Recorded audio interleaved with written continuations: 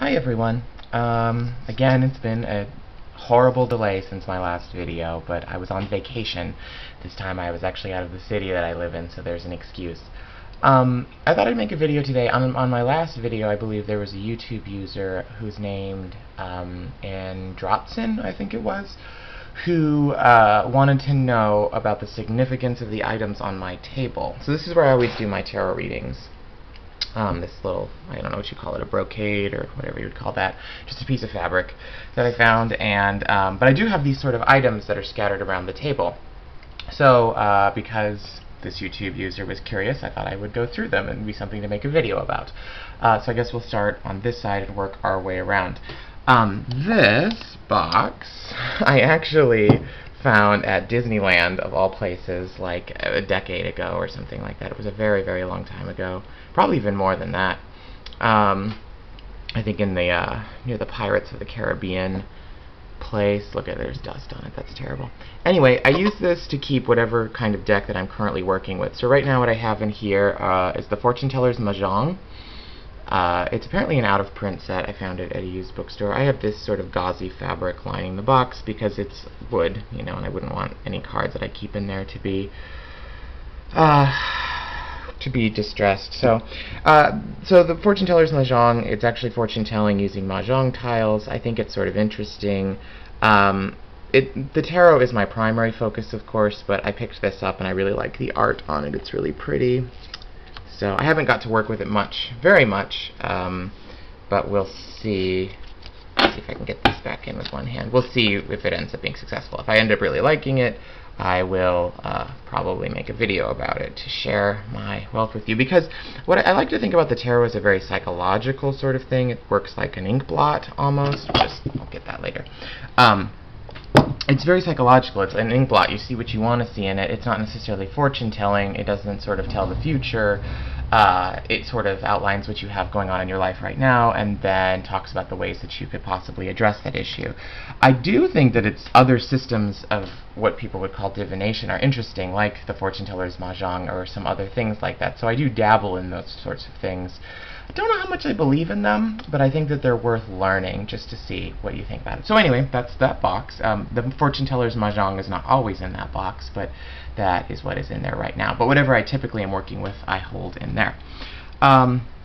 This little jar I found at a second-hand store, and I don't know if the camera is going to pick up on how pretty the colors actually are on the jar. But I bought it primarily for that reason. I thought it would be a fun little knick-knack to put on the table. It doesn't really have any significance beyond that. I just think it looks really cool and old. As soon as you see the cork can come off, there's nothing inside. I just like having it as an item to keep. I thought it looked really interesting and maybe perhaps even handmade. I don't know. There's a strange symbol on the bottom. I don't know what that means. Hopefully it's not cursed.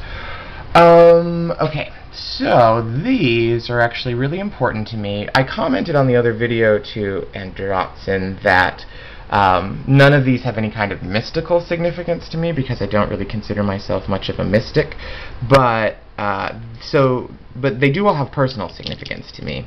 Well, except for the ones that I've randomly found at thrift stores and just think they look cool. But these are very significant to me. These are stones, and each one represents a significant city to me. Either a city that I've lived in or a city that I've spent a great deal of time in over the various years of my life. And I purchased each stone in the city that it represents. So I'm sure that was not actually the stone's origin, but for me, I thought it was a good idea to do that. And so I'm not going to tell you the cities themselves because I like to keep my life private on YouTube, but needless to say, each stone has a quality. Piece of sunstone, so you could guess that's probably from a sunny place. Each stone has a quality that reminds me of the city itself where it was from. So this one was near the ocean, for example. This one had a lot of snow. So there's that. And then I keep them in this cool little hand, this palmistry hand that I found that sort of has all of the lines and the mounts and the different things like that. Again, palmistry is something that I know a tiny little bit about, enough to sort of impress people at parties and things like that, but just like any other fortune-telling system, I don't know how much I necessarily believe it. I just find it's useful to have. So mostly I think that the hand is cool because it can hold all of the stones themselves. Now I'm of course not going to be able to get them back in order with just one hand, but you can see that. So I keep that over there. All of the different cities of my life. This back here, I'm not going to pull it forward because it was just big and clunky. This is a picture of Pamela Colman Smith, who is the illustrator of the Rider-Waite Tarot, sometimes called the RWS or the Rider-Waite Smith. She is usually forgotten a lot of times, or was up until the tarot renaissance that has occurred over the last 30 or 40 years. But anyway, this is a photograph of her, and I just put it in this frame. It comes with her commemorative set that US Games recently released, which is a really nice set. I ended up keeping the photo but getting rid of the set because I didn't actually like the card stack. I usually like to rifle shuffle my cards, and that card stock in that set is really stiff.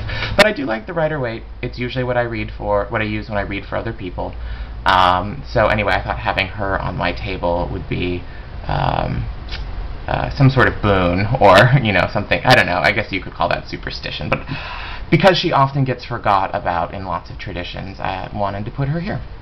This, and I don't know if the camera's going to be able to pick up on this. This is the Fool card from the Illuminated Tarot by a woman named Carol Herzer, I believe, and there are some other videos on YouTube about her, and you can find. I'll try and put the link to her website in the video details. But what's really cool, so she sent me this. I was going to order one, and then I ran out of money because they're really expensive. I think her fully done up one is $500 or something like that. But it's a recoloring of the Rider-Waite system.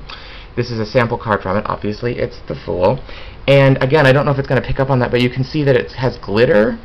So she takes the paintings themselves and she repaints them, and then in these new sorts of colors, and then if you want to pay extra money, she will put iridescent paint over her own paintings, and then you can pay extra money to have glitter placed over it too. And I thought it would be actually really tacky, but it's really, really cool and beautiful, and at some point I hope to be able to order one. I have right now just an iridescent one, so it doesn't shine as much as this, the glitter on it does, but it's actually a really cool effect. It's really subtle, and it really sparkles. So anyway, I keep that there because it was the sample card and it's the only one of its kind that I have, so I thought, oh, it'll look good on the table.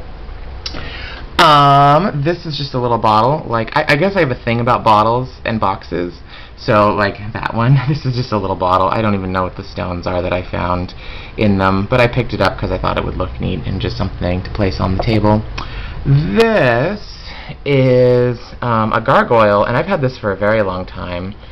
A friend gave it to me a long time ago, probably about, as long ago as that box. I've just always really liked it. We're not really friends anymore. We don't talk, but, and it's, I think it's ceramic.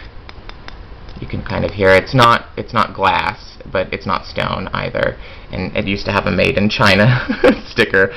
He got it in France. But it was made in China. So I just like it again because it's something that would look good on the table, and I kind of just have always kept it all these years. I guess it was a very perfect souvenir for me, even if we no longer talk. This is quite campy, and that's why it's on the table. This is this sort of sorcerer wizard statue that you have here. Again, it's also made of some sort of ceramic. It's light, it's hollow, and I found it at a second-hand shop, and when I saw it, I had to get it because this is just exactly what my childhood was all about. I used to be fascinated. I was constantly wizards for Halloween. It was what we would play on the playground when I was in grade school, stuff like that. So when I found this, even though I've kind of moved beyond that phase of my life, I guess you could say, it was just too perfect. It was too perfect a representation. Like, I know that my or not 6, that's probably too young, but like my 10-year-old me would have loved this. So when my older me found it, I had to pick it up, and I decided that I would put it on my table as an homage to maybe what was my beginning as a tarot reader, was that fascination with that. Let's see, this is hourglass that I purchased at Barnes & Noble, and it was outrageously priced, but I had a coupon, so it was actually fine. There's no more significance to this. Usually when I do readings, I flip it over. It's just sort of a ritualistic thing that I do, not because I think it improves the reading, but because I have always had sort of a fascination with hourglasses, and this is a perfect sort of sized one for the table itself. I think it's a 30-minute hourglass reader, so I just keep it on the table. It doesn't really have any significance beyond that fact, but I do like having it here. And it is a part of ritual that I do when I start reading, just because I think sociologically ritual is very important. Let's get these things back into place. Part of the other ritual, of course, is burning a candle. I had a hiccup, sorry. Burning a candle, so this is one that I currently have on a stand off the table. I won't always burn that one. I just have a bunch of candles that I like to burn itself. So burn a candle, flip the hourglass, start the reading is basically what I do. And then finally, this little box, which I also found at a thrift store. You can tell most you know my predilections now that most of my things are from thrift stores. First of all, I thought it matched the table really well. And then second, I keep inside a couple of things. First, my I Ching coins. Again, it's another system that I think is interesting to learn. I know enough to do it, but it's certainly not something I study as much as the tarot. So occasionally, it's one of my other dabble things. So 3 I Ching coins in there for consulting the Yi. And then I also have a pendulum here, which I picked up mostly because it's labradorite, and that's my favorite stone. I don't know if the camera will be able to catch what people call the fire of labradorite, but it's one of those stones that, depending on how you look at it, it really shines. It's sort of translucent in places, and it's unexpected, and it's been my favorite stone for a long time. So anyway, labradorite, it's a labradorite pendulum, and for those of you who know, pendulum using is another form of divination where you can ask the pendulum questions, and depending on if it swings like this, it can mean yes, or if it swings just back and forth, it means no. I don't use it very often. I think just like palmistry and the fortune teller's mahjong and the I Ching and all of these others, it's interesting to know about these systems. And occasionally, the question that you have is more usefully consulted by these other systems, but for most of the part, I just leave it here in this little box and keep it there. So I think those are the things on my table. I really have enjoyed it. I used to have just a completely clear table because I thought that it would look cluttered, but I've come to really appreciate this little menagerie of items that I keep here. They're sort of my history a lot of times, and my aesthetic, and all sorts of things. My past. I guess I already said my history. But I find them to be significant, and I really enjoy having them. So hopefully, Androtsin, you have found this video to be instructional, and for anyone else who's watching it, you know a little bit more about me now. I hopefully will be back and make some other videos soon.